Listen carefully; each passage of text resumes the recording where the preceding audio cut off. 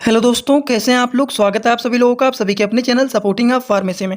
दोस्तों, आज का ये वीडियो आप सभी लोगों के लिए बहुत ही महत्वपूर्ण होने वाला है, क्योंकि आज के इस वीडियो में आप लोगों को बताने वाला हूं पेन इन नेक ट्रीटमेंट के बारे में।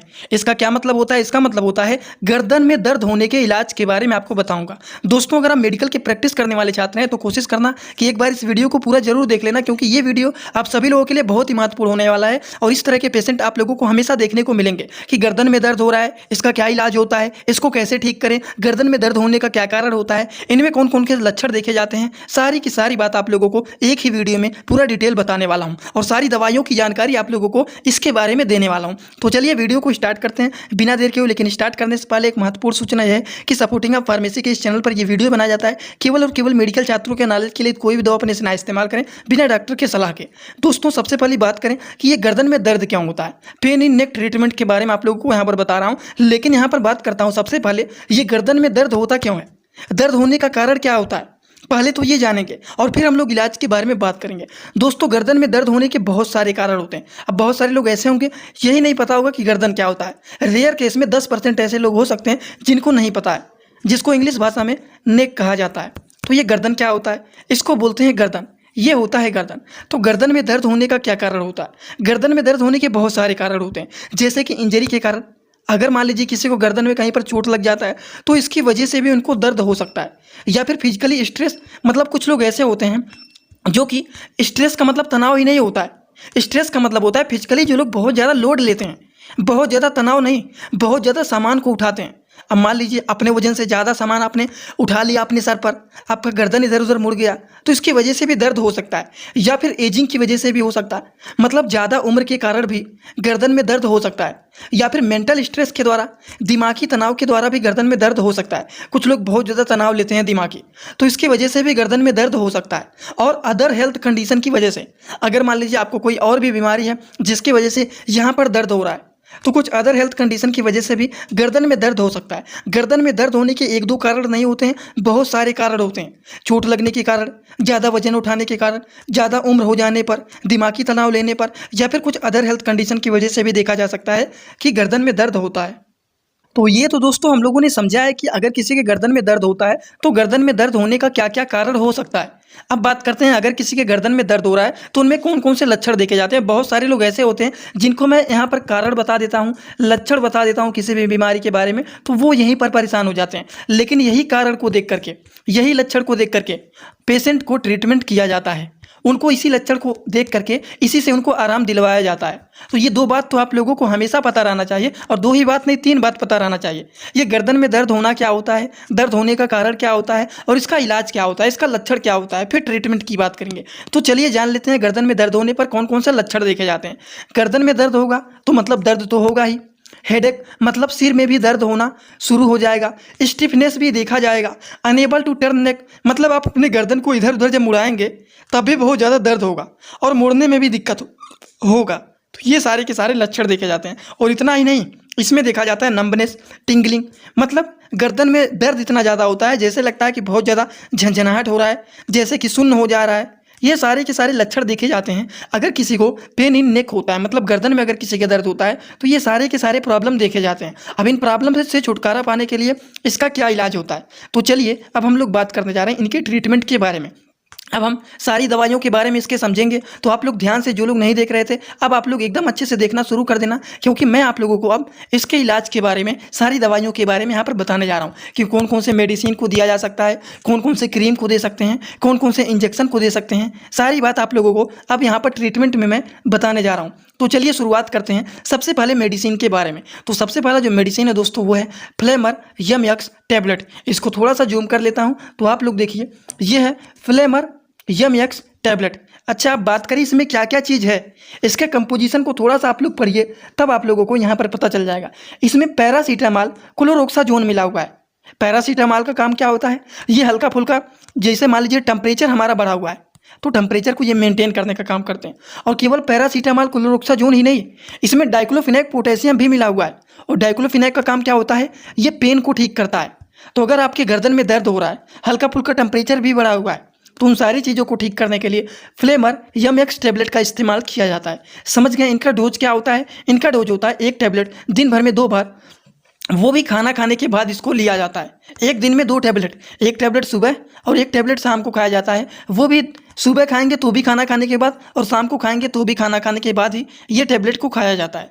समझ गए? तो ये बातें हो गई। कुछ और भी दवाइयों के बारे में हम समझ लेते हैं, जैसे कि वेस्लोन टैबलेट।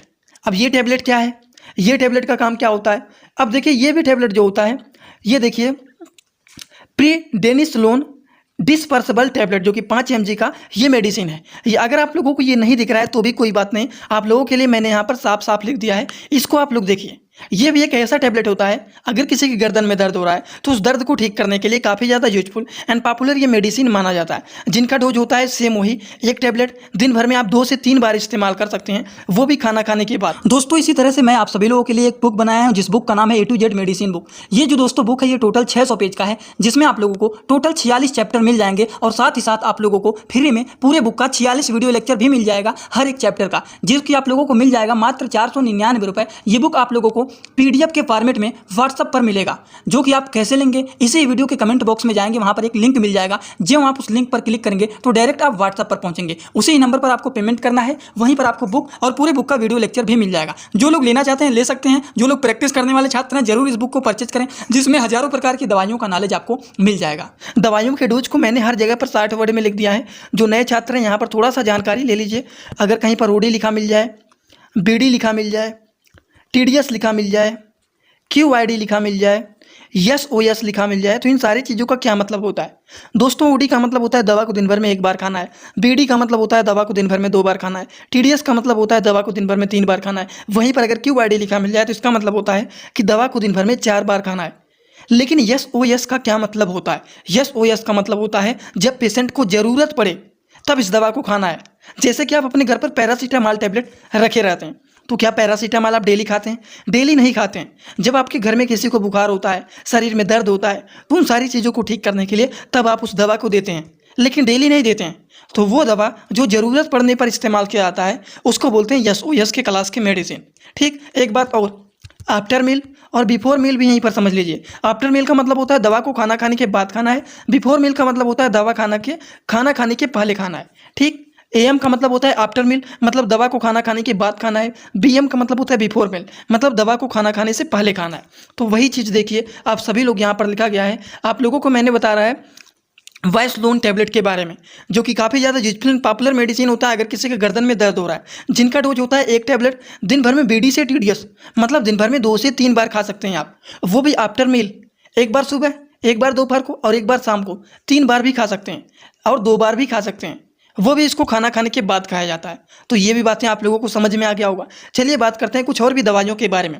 अगला जो मेडिसिन है दोस्तों, वो है रेनिटिडीन टैबलेट। अगर मान लीजिए आपको, जैसे मान लीजिए 2 मेडिसिन के बारे में ऊपर बताया है, आपने उनमें से कोई भी मेडिसिन अगर खाया है और आपको वो दवा खाने के बाद पेट में गैस बन गया, वो दवा गैस्ट्रिक काज कर दिया, तो उस गैस्ट्रिक काज को ठीक करने के लिए, आपके पेट में गैस बन गया, पेट फूल गया, एसिडिटी हो गया, जलन हो रहा है, तो उन सारी चीज़ों को ठीक करने के लिए गैस्ट्रिक ट्रीटमेंट का मेडिसिन दिया जाता है। तो कौन सी गैस की दवाइयाँ दिया जाता है? तो गैस की दवाइयों में आप रेनिटिडीन टैबलेट का इस्तेमाल कर सकते हैं, जो कि ये मेडिसिन एसिलैक के नाम से भी फेमस होता है। और इन दवा को मैंने याद कराने के लिए आप लोगों को एक फार्मूला भी बताया था कि किसी भी दवा के नाम के लास्ट में अगर TIDIN आ जाए तो वो दवाइयाँ गैस की दवाइयाँ होती हैं, या फिर किसी भी दवा के नाम के लास्ट में प्राजूल आ जाए तो वो भी दवाइयाँ गैस की दवाइयाँ होता है, जैसे कि रेनिटिडीन, सिमेटिडीन। तो समेटिडीन आ रहा है ना, तो ये भी दवाइयाँ क्या होता है? गैस की दवाइयाँ होता है। प्राजोल की अगर हम बात करें तो पेंटाप्राजोल, ओमेप्राजोल, नेंसोप्राजोल, तो ये सारी दवाइयों में देखिए प्राजोल आ रहा है, तो ये भी गैस की दवाइयाँ होता है। तो इस तरह से मैंने आप लोगों को बहुत सारी दवाइयों का नाम भी याद करवाया है, यहाँ पर भी बता दिया, जिससे नए छात्र जो हैं नहीं पता है वो लोग भी जान जाइए। तो रेनिटिडीन टैबलेट जो होता है ये एसिलैक के नाम से फेमस होता है। अब देखिए रेनिटिडीन लिखा गया है ना, तो यहाँ पर देखिए रेनी के बाद टिडीन आया हुआ है, तो इससे आप पता चल जाएगा कि हाँ ये गैस की दवा है। ठीक, जैसे कि देखिए ये एसिलैक के नाम से फेमस होता है। ये 150 mg का टैबलेट होता है, जो कि इंडियन फार्माकोपिया का मेडिसिन यह होता है, जिनका काम होता है कि अगर मान लीजिए आपके पेट में गैस बना हुआ है, पेट में डिस्कम्फर्ट फील हो रहा है, इतना पेट में गैस बन गया है कि जी भी मचला रहा है, तो इन सारी चीज़ों को ठीक करने के लिए रेनिटिडीन टैबलेट का इस्तेमाल किया जाता है। इनका डोज क्या होता है? एक टैबलेट आप दिन भर में 2 से 3 बार इस्तेमाल कर सकते हैं, वो भी खाना खाने के बाद। एक बार सुबह खा सकते हैं, एक बार शाम को खा सकते हैं। ज़्यादा प्रॉब्लम है तो 3 बार भी आप खा सकते हैं। ये बात समझ में आया ना आप लोगों को। अगले मेडिसिन की बात करें तो दोस्तों जो अगला मेडिसिन है वो एलेप्राजोलम टैबलेट। एलेप्राजोलम टैबलेट क्या होता है? एलेप्राजोलम टैबलेट जो होता है ये एलेप्रेक्स के नाम से फेमस होता है, जो कि ये 0.25 mg का ये टैबलेट होता है। अगर हम बात करें तो ये भी इंडियन फार्माकोपिया का मेडिसिन होता है, समझ गए। तो अगर किसी के गर्दन में दर्द हो रहा है तो उस केसेस में एलेप्राजोलम टैबलेट का भी इस्तेमाल किया जा सकता है, जो कि काफ़ी ज़्यादा यूजफुल एंड पॉपुलर ये मेडिसिन माना जाता है। जिनका डोज होता है 1 टैबलेट, आप दिन भर में 2 से 3 बार इस्तेमाल कर सकते हैं, वो भी आफ्टर मील, खाना खाने के बाद आप ये टैबलेट का इस्तेमाल दिन भर में 2 से 3 बार कर सकते हैं, समझ गए आप लोग। इसी तरह से अगले जो मेडिसिन है वो है पायरोक्सीजेल। अब देखिए, आप सोच रहे होंगे कि मैंने आप लोगों को इतने सारे मेडिसिन के बारे में बता रहा हूँ, लेकिन अगर किसी के नेक पेन हो रहा है, मतलब किसी के गर्दन में दर्द हो रहा है, तो क्या हम गर्दन में कोई क्रीम नहीं लगा सकते हैं जिससे हमारा दर्द ठीक हो जाए? तो दोस्तों इसके लिए क्रीम भी आप लोगों को मैं बताने जा रहा हूँ। ये है पायरोक्सीजेल। पायरोक्सीजेल जो होता है वो उस जगह पर लगाया जाता है जिस जगह पर दर्द हो रहा है। जैसे कि गर्दन में दर्द हो रहा है आपके, तो उस जगह पर इसको लगाया जाता है और इसका इस्तेमाल 5 दिन तक लगातार उस जगह पर किया जाता है जहाँ पर दर्द हो रहा था। ठीक उस जगह पर इसको लगाया जाता है। अब आप कहेंगे कितनी बार लगाएंगे? तो इसका इस्तेमाल आप दिन भर में 2 से 3 बार कर सकते हैं। दिन भर में 2 से 3 बार आप कर सकते हैं। और कहाँ पर लगाना? जैसे मान लीजिए गर्दन में दर्द हो रहा है तो गर्दन में ही लगाएंगे इसको, और कहीं पर नहीं लगाएंगे। जिस जगह पर दर्द हो रहा है उसी जगह पर इसको लगाया जाता है। इसी तरह से कुछ इंजेक्शन भी होता है, जैसे कि दर्द बहुत ज़्यादा हो रहा है जिसको हम लोग बोलते हैं सेवर पेन हो रहा है। अगर सेवर पेन हो रहा है तो उसके लिए हम इंजेक्शन का इस्तेमाल कर सकते हैं और फिर बाद में मेडिसिन दिया जाता है या फिर क्रीम दे सकते हैं आप। लेकिन पहले पेशेंट को आराम दिलाने के लिए इंजेक्शन का भी इस्तेमाल किया जा सकता है, वो है डाइक्लोफिनेक इंजेक्शन।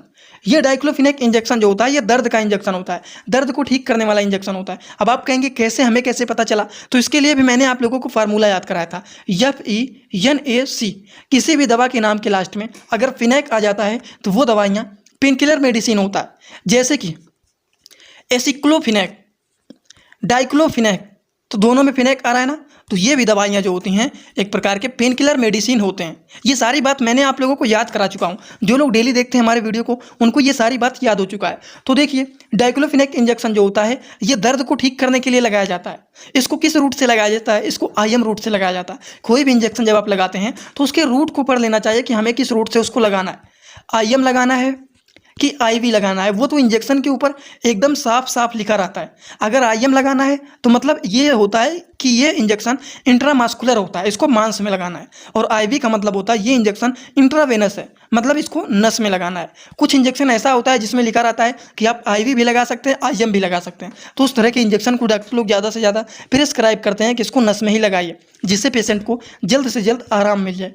समझ गए आप लोग? तो ये बात आप सभी लोगों को एकदम अच्छे से समझ में आया कि नहीं? ये सारी दवा के बारे में आप लोगों को बताया है कि अगर किसी को नेक पेन हो रहा है, किसी के गर्दन में दर्द हो रहा है, तो ये दर्द क्या होता है, ये दर्द होने का क्या कारण होता है, ये दर्द होने पर कौन कौन से लक्षण देखे जाते हैं और इसका क्या इलाज होता है। ये सारी बात इलाज में आप लोगों को बहुत सारे मेडिसिन में बहुत सारे टैबलेट के बारे में बताया हूँ, बहुत सारे क्रीम नहीं, एक ही क्रीम के बारे में बताया हूँ और एक इंजेक्शन के बारे में भी बता दिया हूँ। तो ये सारी की सारी बात आप लोगों को समझ में आ गया होगा। अगर आप लोगों को ये सारी बात समझ में आया है तो सभी लोग कमेंट बॉक्स में आइए, अपना फीडबैक जरूर दीजिए कि आज का वीडियो आप लोगों को समझ में आया कि नहीं, और आगे मैं किस टॉपिक पर वीडियो बनाऊं वो भी आप लोग कमेंट बॉक्स में बता सकते हैं। समझ गए आप लोग? तो चलिए आज का वीडियो यहीं पर होता है complete. Thanks for watching video, like comment share and subscribe this channel.